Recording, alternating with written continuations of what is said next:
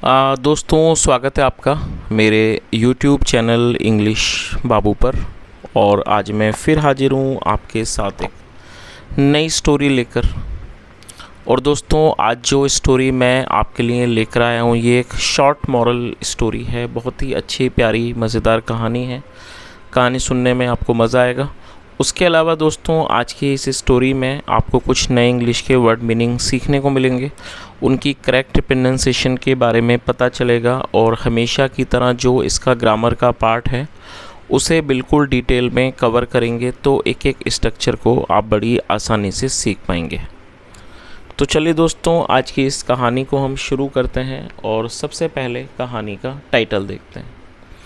कहानी का टाइटल है द सेल्फिश क्रोज। क्या अर्थ हुआ दोस्तों? सेल्फिश का मतलब होता है स्वार्थी, ऐसा व्यक्ति जो सिर्फ अपने बारे में, अपने स्वार्थ के बारे में सोचे, उसे कहते हैं सेल्फिश। क्रो मतलब कौवा, और ये प्लूरल है क्रोज। द सेल्फिश क्रोज का मतलब हुआ कि स्वार्थी कौवे। तो दोस्तों, ये आज की इस कहानी का टाइटल है, शीर्षक है। और अब मैं इसे पढ़ना शुरू करता हूँ। आप लोगों से रिक्वेस्ट है कि आप इस कहानी को बिल्कुल ध्यान से सुने। यदि आज की कहानी में आपको कोई भी नया शब्द या फिर नया स्ट्रक्चर मिले तो आप उसको नोट करें, और यदि कहानी अच्छी लगे तो लाइक भी ज़रूर करें। तो चलिए इसको शुरू करते हैं। One dark evening, black clouds gathered in the sky. क्या मतलब हुआ? वन डार्क इवनिंग, डार्क मतलब अंधेरी, मतलब कि एक अंधेरी शाम। ब्लैक क्लाउड्स, दोस्तों क्लाउड का मतलब बादल होता है और ये प्लूरल नाउन है। और गैदर का मतलब होता है इकट्ठा होना, सेकंड फॉर्म में गैदर। तो क्या अर्थ हुआ कि वन डार्क इवनिंग, एक अंधेरी शाम, black clouds gathered in the sky, आकाश में या कह सकते हैं कि आसमान में काले बादल इकट्ठा हो गए, जमा हो गए। A myna wanted to fly to her nest as soon as possible. दोस्तों, ये जो वाक्य है ये एक पास्ट इंडेफिनिट का अफर्मेटिव वाक्य है। और जब हम पास्ट इंडेफिनिट में कोई भी अफर्मेटिव का सेंटेंस बनाते हैं तो वहाँ वर्ब की सेकंड फॉर्म का यूज़ किया जाता है। वांट का मतलब होता है चाहना, सेकंड फॉर्म है wanted. A myna wanted to fly to her मो नेस्ट। और दोस्तों, यहाँ एक और चीज़ को आप समझ लीजिए, जब हम कोई भी ऐसा वाक्य बनाएंगे जहाँ हम दो वर्ब का प्रयोग करना चाहते हैं तो पहली वर्ब के बाद हमें टू का यूज़ करना होगा। टू के बाद वर्ब की फर्स्ट फॉर्म लगाई जाती है। फ्लाई का मतलब होता है उड़ना, और ये वर्ब की फर्स्ट फॉर्म है। तो क्या अर्थ हुआ? A myna wanted to fly to her nest as soon as possible. एक मैना उड़कर अपने घोंसले पर जाना चाहती थी जितना जल्दी संभव हो। या इसको ऐसे भी कह सकते हैं कि एक मैना जितना जल्दी संभव हो उड़कर अपने घोंसले पर जाना चाहती थी। It was getting dark. दोस्तों, ये जो वाक्य है ये एक पास्ट कॉन्टीन्यूस का सेंटेंस है। और जब हम पास्ट कॉन्टीन्यूस में कोई भी वाक्य बनाएंगे तो वहाँ पर वॉज या वर का यूज़ किया जाएगा, साथ में वर्ब की आईएनजी फॉर्म लगाई जाती है। और गेट डार्क का मतलब होता है अंधेरा होना, और ये आईएनजी है, आईएनजी फॉर्म है। गेटिंग डार्क मतलब अंधेरा होना। इट वॉज गेटिंग डार्क का मतलब हुआ कि अंधेरा हो रहा था। हर नेस्ट वॉज फार ऑफ। दोस्तों, ये जो वाक्य है ये एक सिंपल पास्ट का सेंटेंस है। सिंपल पास्ट का मतलब होता है ऐसे वाक्य जिन वाक्यों में वॉज या फिर वर्ब का यूज़ हेल्पिंग वर्ब के रूप में किया जाता है, साथ में नाउन या फिर एडजेक्टिव को लेकर वाक्य बनाया जाता है। फार ऑफ का मतलब है दूर। हर नेस्ट वॉज फार ऑफ, उसका घोंसला दूर था। She stopped over on a Neem tree on her way back. क्या अर्थ हुआ? She stopped over on. दोस्तों, ये भी पास्ट इंडेफिनिट का वाक्य है जहाँ पे सेकंड फॉर्म लगाई गई है। स्टॉप का मतलब रुकना या फिर ठहरना। शी स्टॉप्ड, वह रुक गई। ओवर, ओवर मतलब ऊपर। Over on a Neem tree, एक नीम के पेड़ के ऊपर रुक गई। ऑन हर वे बैक, अपनी वापसी के दौरान या अपनी वापसी के रास्ते पर। Many crows were already perching on it. दोस्तों, पर्च का मतलब होता है बैठना, जो पक्षी बैठते हैं शाखाओं में उन्हें पर्च कहा जाता है। तो क्या अर्थ हुआ कि many crows were already perching on it, कई कौवे वहाँ पहले से ही बैठे हुए थे, उस पर पहले से ही बैठे हुए थे। When they saw the मैना, many of them swooped over her, crowing harshly। Get off our tree, क्या अर्थ हुआ व्हेन दे सॉ द मैना।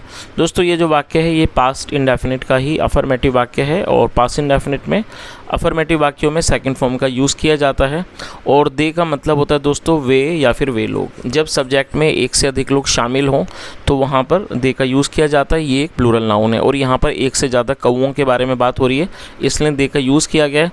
और वैन का मतलब होता है कब या फिर जब। दोस्तों वैन एक इंट्रोगेटिव वर्ड के रूप में भी प्रयोग किया जाता है। जैसे मान लीजिए मैं एक वाक्य एग्जाम्पल के तौर पर देता हूँ, जैसे वह कब आएगा, तो यहाँ पर कब के लिए हम वैन का यूज़ करेंगे, वैन विल ही कम। उसके अलावा इसको हम अफर्मेटिव वाक्यों में भी यूज़ करेंगे। अफर्मेटिव वाक्यों में जब हम इसका यूज़ करेंगे तो इसका मतलब हिंदी में हो जाएगा जब, तो अफर्मेटिव में इसका मतलब है जब। तो क्या अर्थ हुआ, व्हेन दे सॉ द मैना, जब उन्होंने मैना को देखा। मैनी ऑफ देम का मतलब हुआ कि उनमें से कई, सूब्ड ओवर हर, सूब का मतलब झपटना, उनमें से कई उस पर झपट पड़े। क्रोइंग हार्शली मतलब कि क्रोइंग का मतलब होता है जो काऊ काऊ करना, मतलब काऊ काऊ करते हुए उसके ऊपर वो झपट पड़े। गेट ऑफ आर ट्री, हमारे पेड़ से हट जाओ, चली जाओ। द स्केयर्ड मैना प्लीडेड, दोस्तों प्लीड का मतलब होता है विनती करना, जब हम विनती करते हैं तो प्लीड कहते हैं, और ये सेकंड फॉर्म है प्लीडेड जो। और स्केयर्ड का मतलब होता है दोस्तों भयभीत या फिर डरा हुआ, और ये एडजेक्टिव है। द स्केयर्ड मैना प्लीडेड, भयभीत मैना ने विनती की। ब्रदर भाई, the tree belongs to all, तो उसने क्या की, और दोस्तों बिलोंग का मतलब होता है किसी का होना, संबंधित होना। मैना ने विनती की कि भाई the tree belongs to all, कि पेड़ सबका है। द वेदर इज़ बैड, मौसम ख़राब है। और दोस्तों ये सिंपल प्रेजेंट का वाक्य है, जैसे सिंपल पास्ट में वॉज या वर का इस्तेमाल होता है, ठीक वैसे ही सिंपल प्रेजेंट में इज एम आर का यूज़ हेल्पिंग ऑफ के रूप में किया जाता है। तो उसने क्या कहा, the weather is bad, weather मतलब मौसम, मौसम ख़राब है। इट माइट रेन हैविली, शायद बहुत ज़ोर से बारिश होगी। हैविली मतलब ज़ोर से। और माइट का यूज़ दोस्तों जब करते हैं जब हम वाक्य में ऐसा दर्शाते हैं कि किसी भी काम के होने के बहुत ज़्यादा चांसेस हैं। तो क्या अर्थ हुआ, या कम चांसेस हैं। इट माइट रेन हैविली, शायद बहुत ज़ोर से बारिश होगी। Show pity and let me stay for a while, show मतलब दिखाना, और दोस्तों PITY नोट कर लीजिए, पिटी नाउन है जिसका मतलब होता है दया। तो उसने क्या कहा, शो पिटी, दया दिखाइए। And let me stay for a while, और मुझे थोड़ी देर ठहरने दीजिए। स्टे मतलब रुकना, ठहरने देना, ठहरना, और लेट मतलब किसी काम को होने देना, फॉर ए वाइल मतलब थोड़ी देर। तो उसने क्या कहा मैना ने कि थोड़ी दया दिखाइए और मुझे यहाँ थोड़ी देर रुकने दीजिए। आगे देखिए, but the crows would not listen, लेकिन कौवे नहीं सुनते। At last the myna flew to a nearby tree where she found a nice hollow under a broken branch. क्या अर्थ हुआ, but the crow would not listen मतलब कि लेकिन कौवे नहीं सुनते। एट लास्ट अंत में, the myna flew to a nearby tree, दोस्तों फ्लाई मतलब उड़ना, सेकंड में फ्लू। अंत में मैना उड़कर एक नज़दीकी पेड़ पर चली गई। वेयर जहाँ, शी फाउंड जहाँ उसको मिला, अ नाइस होलो, होलो मतलब एक छेद, जहाँ उसे एक बहुत अच्छा छेद मिला। होलो का मतलब था कोई खोखला स्थान, कोई छेद, उसे खोखला स्थान मिला। अंडर आ ब्रोकन ब्रांच, एक टूटी हुई शाखा, शाखा के नीचे उसको एक अच्छा सा छेद मिला।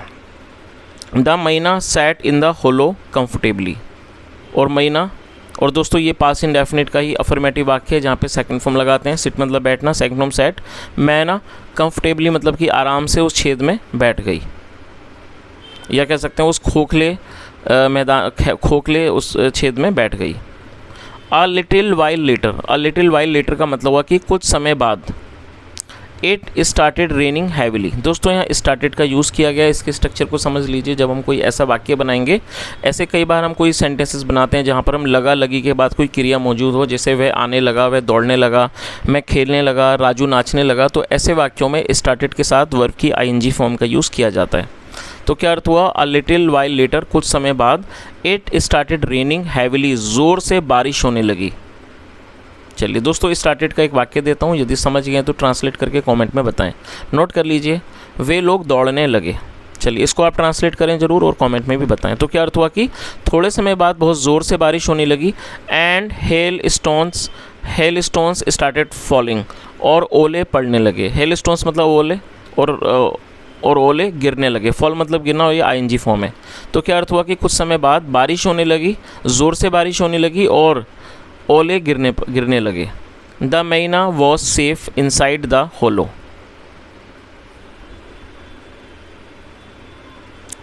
और ये भी दोस्तों सिंपल पास्ट का वाक्य है जहाँ पर वॉज का यूज़ हेल्पिंग वर्ब के रूप में किया गया है। द मैना वॉज सेफ, मैना सुरक्षित थी, इनसाइड द होलो, छेद के अंदर।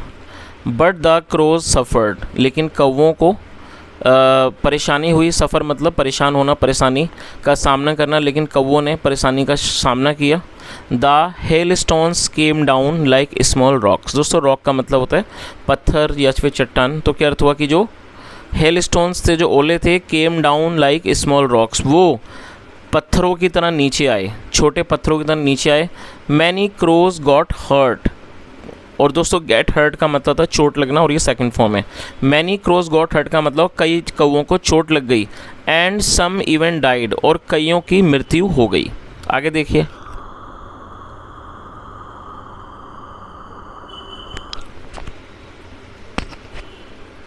When the weather cleared, clear मतलब साफ़ होना और वेदर मतलब मौसम। व्हेन द वेदर क्लियर्ड, जब मौसम साफ़ हुआ।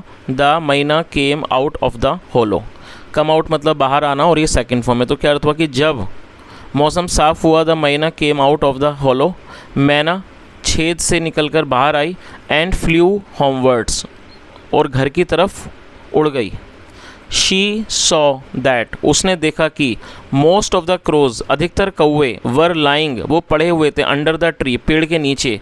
ग्रोनिंग, कराहते हुए, ग्रोन मतलब कराना, कराहते हुए पड़े हुए थे। एंड फ्लॉपिंग अराउंड, और फड़फड़ाते, और इधर उधर फड़फड़ाते हुए। One of the crows said to the myna, उनमें से एक कौवे ने मैना से कहा, how have you escaped unhurt. दोस्तों एस्केप मतलब बच जाना, तो उसने हाउ, तो उनमें से एक कौवे ने कहा, how have you escaped unhurt, मतलब कि तुम बिना चोट लगे कैसे बच गई। गॉड हेल्प्ड, ईश्वर ने मदद की। ही हेल्प्स हम्बल क्रिएचर्स, वह कमज़ोर प्राणियों की, कमज़ोरों की मदद करता है। And lets arrogant ones like you suffer, और जो तुम्हारे जैसे एरोगेंट मतलब कि अहंकारी होते हैं,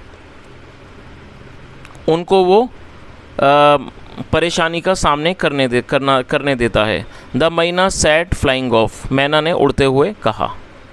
चलिए, तो दोस्तों इस तरह से छोटी सी कहानी यही ख़त्म होती है, बहुत ही अच्छे मॉरल के साथ। और दोस्तों यदि मैं मॉरल के बारे में बात करूं तो दोस्तों कहानी का मॉरल यही है कि हमें जहां तक संभव हो अपने से छोटे या कि कोई भी जो कमज़ोर व्यक्ति जो हमारे सामने है, या फिर जो हमसे कुछ मदद की उम्मीद रखता हो, तो हमें कोशिश करना चाहिए कि हमें हमारे मन में करुणा होनी चाहिए उनके प्रति, और हमारे मन में दया भी होनी चाहिए, ताकि हम उनके कुछ काम आ सकें। और जैसा हमने कहानी में देखा कि जो कौवे थे जो बहुत ज़्यादा सेल्फिश थे, और इसी कारण उन कौवों ने मैना को उस पेड़ पर नहीं रुकने दिया, लेकिन अंत में उन्हीं कौवों को ज़्यादा परेशानी का सामना उठाना पड़ा, जबकि जो मैना थी वो आसानी से बच गई। तो कहीं ना कहीं इस बात से ये भी साबित होता है कि जो प्रकृति है, नेचर है, वो हमेशा ही अच्छे लोगों का साथ देती है। तो दोस्तों ये आज की एक छोटी सी कहानी थी। यदि आपको कहानी अच्छी लगी हो, मेरा पढ़ाने का प्रयास भी अच्छा लगा हो, तो आपसे रिक्वेस्ट है आप इस वीडियो को ज़रूर लाइक करें, दोस्तों के साथ शेयर करें, चैनल को भी सब्सक्राइब करें। कोई भी सुझाव हो तो कमेंट में ज़रूर बताएं। यहाँ तक सुनने के लिए thank you so much. Have a nice day and bye.